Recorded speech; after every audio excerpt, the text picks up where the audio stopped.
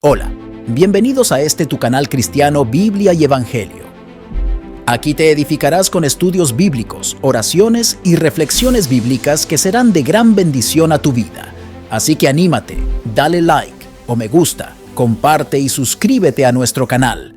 Dios te bendiga. Reciban un cordial saludo de su hermano en Cristo, Josué Montañez Cruz, quien hoy nos edifica con otro estudio bíblico titulado El Eterno Hijo de Dios, una realidad poderosa.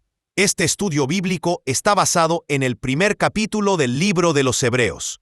Así que, como siempre dice el hermano Josué Montañez, busca tu Biblia, lápiz, libreta, porque lo que se escribe no se olvida. Voy a estar utilizando la Biblia Reina Valera, versión 1960. Iremos versos por versos, haciendo este estudio bíblico de manera expositiva. Comencemos.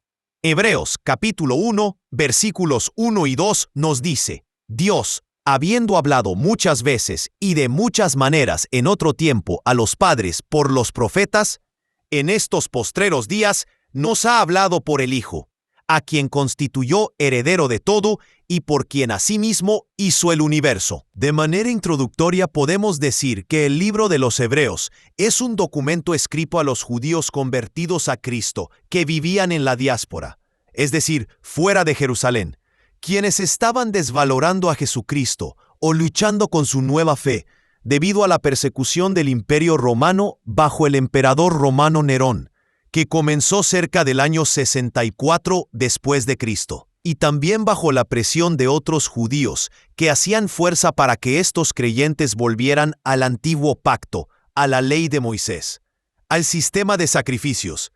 Por eso el mensaje de Hebreos es que Jesús es mejor y superior que los ángeles, mejor que Moisés, mejor que el antiguo pacto, que el sacerdocio levítico, y que Cristo Jesús es suficiente para la salvación. Los versículos 1 y 2 afirman que ya Dios ha hablado en el pasado, a través de los patriarcas y profetas, pero no fue una revelación plena y completa, sino parcial. La revelación plena y completa nos llegó en estos postreros días. ¿Qué significa eso de los postreros días? Los judíos de aquella época entendían que la expresión los postreros días se refería al tiempo en el que el Mesías, Cristo, por fin vendría. El cumplimiento de las profecías mesiánicas comenzó con la llegada de Cristo a este mundo. Desde que Él vino, hemos estado en los postreros días. ¿A qué se refiere el texto cuando nos dice que Dios constituyó a Cristo heredero de todo? En el mundo natural de los seres humanos mortales, el Hijo hereda de su Padre en la mayoría de los casos cuando el Padre muere, otras veces en vida. Y este hereda tierra, casas, bienes, dinero, etc. Pero en el caso de Cristo, como Él es el eterno Hijo de Dios, su herencia consiste en el dominio universal, porque Él reinará sobre todo y sobre todos. Cristo no tan solo es el heredero de todo, sino que fue el responsable de crear el universo. La palabra traducida aquí como universo es la palabra griega aion, que también se puede traducir como siglos, edades, mundo, etc. Si Cristo creó el siglo, las edades, el universo, quiere decir que también creó el tiempo. Eso significa que Él es antes del tiempo, es eterno y no es parte de la creación.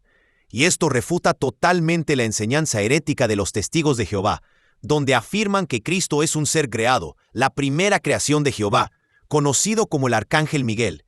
El texto se pone aún más interesante y poderoso cuando nos dice que Cristo es el resplandor de su gloria y la imagen misma de su sustancia. ¿Qué significa eso? El Hijo es el resplandor de la gloria de Dios. El fulgor proviene de la gloria esencial del Padre. El texto hace hincapié en que este no es un resplandor que se refleja como la luz de la luna. Más que eso, es un resplandor inherente como el de un rayo de sol. El glorioso resplandor de Jesús viene de su esencia divina. En el Nuevo Testamento, la frase, la imagen misma, solo se da en esta parte y significa representación exacta o carácter exacto. En la literatura griega antigua, se utilizaba la palabra para indicar el diseño o dibujo grabado en una moneda. El Hijo es la representación exacta del Padre, ya que es Dios mismo. No estamos diciendo que el Hijo de Dios es la misma persona que el Padre, como enseñan los unicitarios. No, son dos personas distintas, que comparten una misma sustancia o naturaleza. En efecto, La palabra que aquí se traduce por sustancia es la palabra griega, hipóstasis, y significa naturaleza o ser. El Hijo tiene la misma sustancia y naturaleza de su Padre porque procede del Padre en un acto eterno.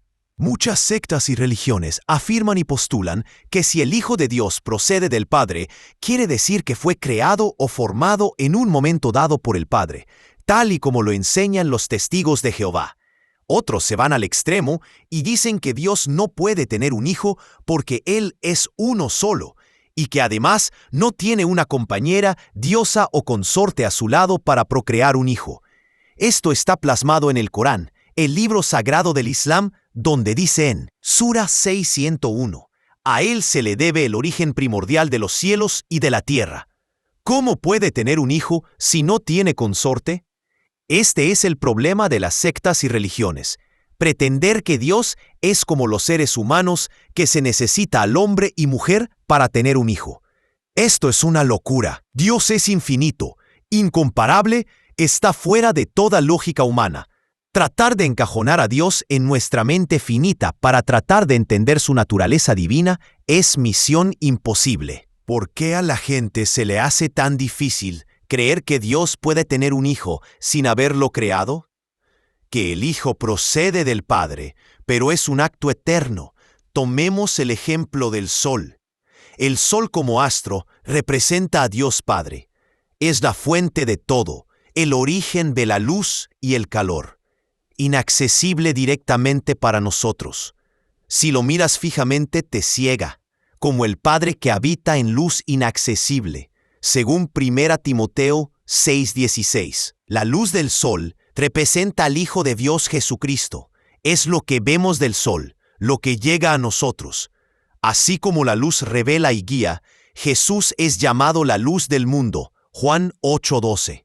Es la manifestación visible del Sol, como Jesús es la imagen visible del Dios invisible, según Colosenses 1:15.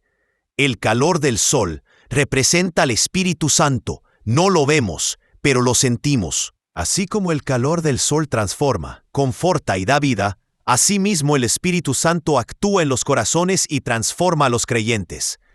Con este ejemplo sencillo, podemos tratar de entender el misterio de la Trinidad que está revelado en las Sagradas Escrituras. Un solo Dios, una sola divinidad en tres personas que coexisten y comparten la misma sustancia o naturaleza divina. El Padre es la fuente y el origen de todo. El Hijo procede del Padre en un acto eterno, y el Espíritu Santo procede tanto del Padre como del Hijo. Utilizando el ejemplo anterior del Sol, de la misma manera que la luz y el calor del Sol son parte del Sol, es decir, es imposible que el Sol haya existido en un momento dado sin luz y sin calor. Claro que no. El Padre nunca existió solo, sin el Hijo y sin el Espíritu Santo. Esa es la relación eterna que existe entre el Padre, el Hijo y el Espíritu Santo. Continuamos con este poderoso estudio bíblico. El texto bíblico nos sigue diciendo en los versículos 3 y 4. Y quien sustenta todas las cosas con la palabra de su poder, habiendo efectuado la purificación de nuestros pecados por medio de sí mismo, se sentó a la diestra de la majestad en las alturas, hecho tanto superior a los ángeles, cuanto heredó más excelente nombre que ellos. ¡Wow! Esto es otro poderoso argumento en contra de las sectas como los Testigos de Jehová que niegan la divinidad de Cristo. El texto no solo nos dice que Cristo fue el responsable de la creación, sino que ahora nos dice que Él es quien la sustenta. La palabra traducida aquí como sustenta es la palabra griega phero, que significa llevar, traer, cargar. El Hijo no solo creó el universo con su palabra poderosa, sino que también mantiene y dirige su curso. Es el gobernador del universo. Las leyes de la naturaleza son sus leyes, y ellas trabajan según sus órdenes. ¡Wow! ¡Qué poderoso está esto! Cuando el texto nos dice, la purificación de nuestros pecados, habla de la redención, de la salvación de nuestra alma. La gloria de la redención es mucho mayor que la de la creación. El Hijo de Dios no vino para deslumbrarnos con su esplendor, sino para salvarnos de nuestros pecados. La obra de Cristo fue perfecta y completa en la cruz del Calvario. fue hecho una vez para siempre. Eso lo dice Hebreos 10:12. Pero Cristo, habiendo ofrecido una vez para siempre un solo sacrificio por los pecados, se ha sentado a la diestra de Dios. Pero entonces tienes al catolicismo romano enseñando que el sacrificio de Cristo hay que renovarlo cada semana en la misa, sobre un altar, porque para ellos no fue perfecto, ni completo. Y si a eso le sumas la falsa enseñanza del purgatorio, donde para ellos la sangre de Cristo no es suficiente para limpiar todos nuestros pecados, sino que hace falta un fuego en el más allá que supuestamente se encargará de limpiar esa alma para que pueda entrar al reino de Dios.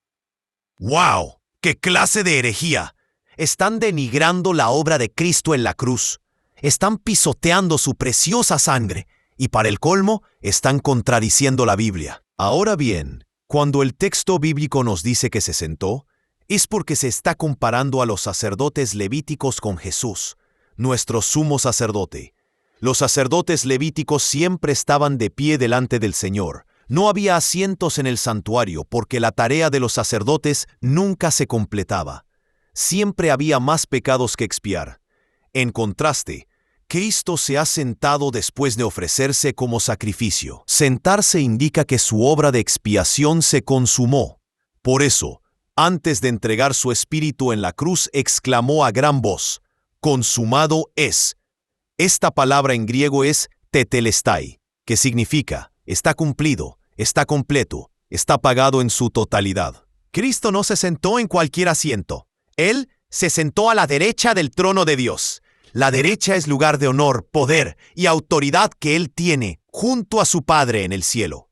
Además, Cristo heredó más excelente nombre que el de los ángeles, porque a ninguno de ellos se les llama con el título o nombre, Hijo de Dios.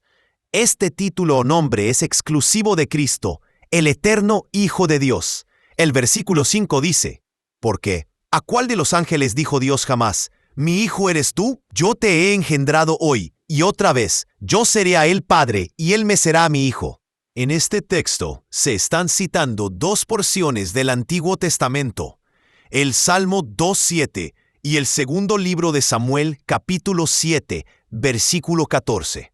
Ambos son pasajes mesiánicos.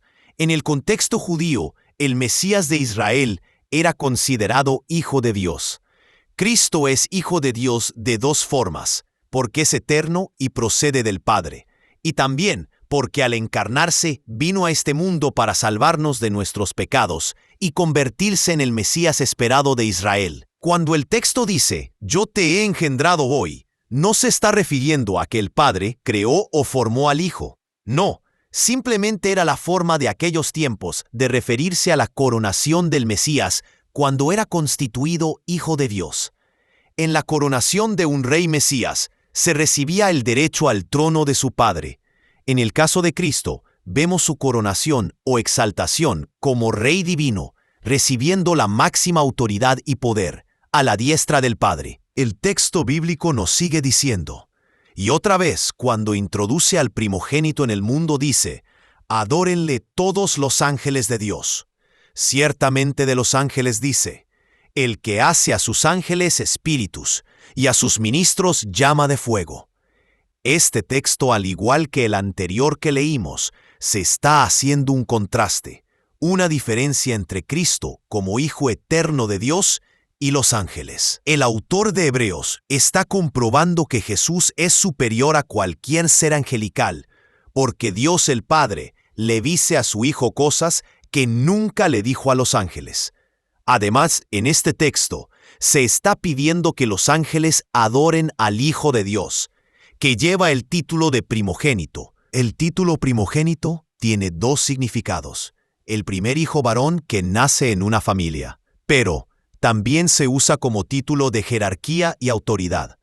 Por ejemplo, el rey David es llamado por Dios primogénito en el Salmo 89:27, y sabemos que él no fue el primer hijo, sino el octavo hijo de Isaí. De igual forma, Cristo en este contexto es llamado primogénito, en el sentido de autoridad y jerarquía. En este texto que leímos, el escritor está citando Deuteronomio 32:43, de la traducción al griego del Antiguo Testamento conocida como la Septuaginta. Interesantemente, los testigos de Jehová, cuando llegan a este pasaje en su Biblia, la traducción del Nuevo Mundo, cambian la palabra adoren por rindan homenaje. Ellos, al no creer en la divinidad de Cristo, se ven obligados a cambiar el texto bíblico. Pero se les olvida un detalle. En la traducción del Nuevo Mundo del año 1967, esa que tenía la tapa de color verde, ahí sí lo tradujeron correctamente como adoren. Entonces, ¿qué pasó, testigos de Jehová? ¿Por qué ese cambio en las traducciones posteriores? Pues porque sencillamente no les conviene. Mire, usted puede rendir homenaje a un artista, a un deportista, a un maestro o a un político. Pero rendir adoración es solo para Dios. El pasaje está más que claro. Cristo recibe la adoración de los ángeles porque es igual a su Padre por naturaleza. Es decir, es Dios por naturaleza. Los versículos del 8 al 11 nos dicen, mas del Hijo dice, tu trono, oh Dios, por el siglo del siglo. Cetro de equidad es el cetro de tu reino. Has amado la justicia y aborrecido la maldad, por lo cual te ungió Dios, el Dios tuyo, con óleo de alegría más que a tus compañeros. Y tú, oh Señor, en el principio fundaste la tierra, y los cielos son obra de tus manos. Ellos perecerán, mas tú permaneces, y todos ellos se envejecerán como una vestidura, y como un vestido los envolverás y serán mudados. Pero tú eres el mismo, y tus años no acabarán. Los versículos 8 y 9 están citando directamente el Salmo 45, versículos 6 al 7. Ahí claramente Dios afirma que Cristo tiene un trono, y el Padre mismo le llama al Hijo Dios. Los que niegan la deidad de Cristo tergiversan estos versículos tratando de probar su punto. La versión de los testigos de Jehová, la traducción del Nuevo Mundo, dice, Dios es tu trono, convirtiendo la silla o el trono en un Dios. Miren hasta dónde llega esta gente para tratar de denigrar la divinidad de Cristo. Los versículos 10 al 12 están citando el Salmo 102, versículos 25 al 27. Aquí de nuevo se le llama Señor a Jesús. Él es desde el principio el creador del universo. Como un vestido gastado, la creación se deteriorará y caerá hecha pedazos, hasta ser transformada y cambiada. Pero Cristo jamás cambiará. Él es el mismo ayer y hoy, y por los siglos. Los ángeles son seres creados. Cristo es el Hijo eterno. Y finalmente, los versículos 13 y 14 nos dicen, pues, ¿a cuál de los ángeles dijo Dios jamás? Siéntate a mi diestra, hasta que ponga a tus enemigos por estrado de tus pies. ¿No son todos espíritus ministradores, enviados para servicio a favor de los que serán herederos de la salvación? Aquí se está citando el Salmo 110, versículo 1.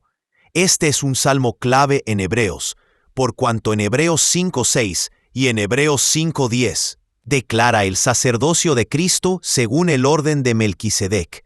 Cristo está ahora sentado a la diestra de Dios, como sacerdote y rey Mesías. Cristo se sienta a la diestra de Dios hasta la victoria final sobre todos sus enemigos, y el último de ellos será la muerte. Los ángeles son espíritus ministradores, no espíritus gobernantes.